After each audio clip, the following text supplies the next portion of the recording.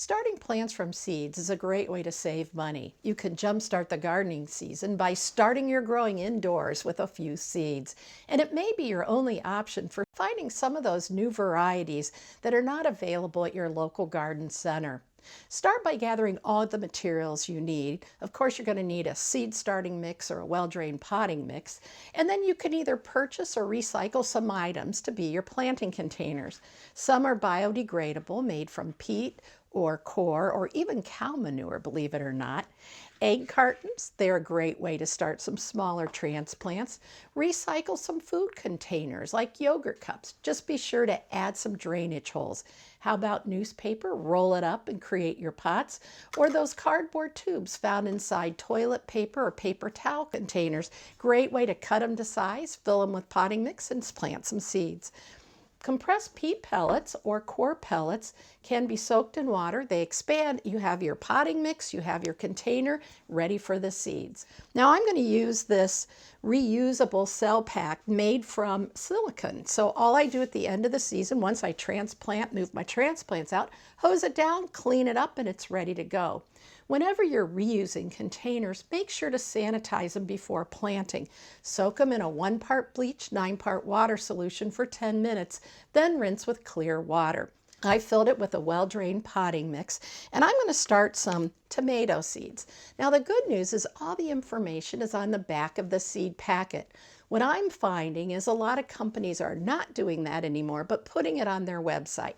So if this information is missing from the seed packet, just check out the seed supplier's website. You'll find what you need. It will tell you when to plant seeds indoors, when to move them out in the garden, and also how deep to plant them. Now, I like to put a couple of seeds in each of these individual cells.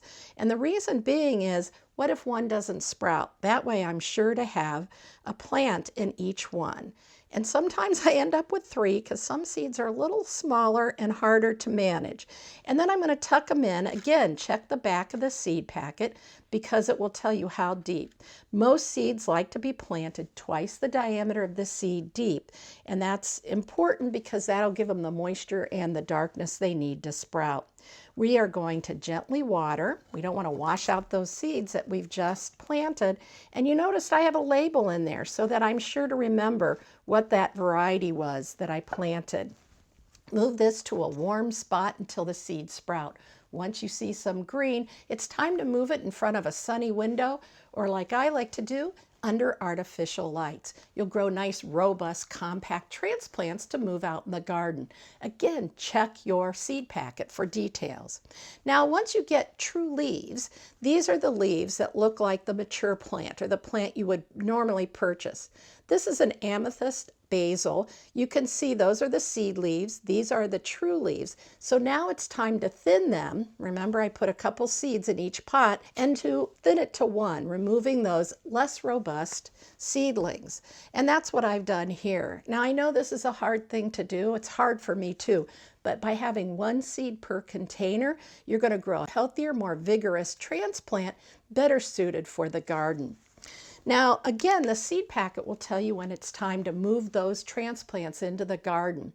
Check out our seed starting guide for tips on how to prepare your plants for moving out in the garden. They've been inside in the comfort of your home. They need to be hardened off so they're ready for the outdoors.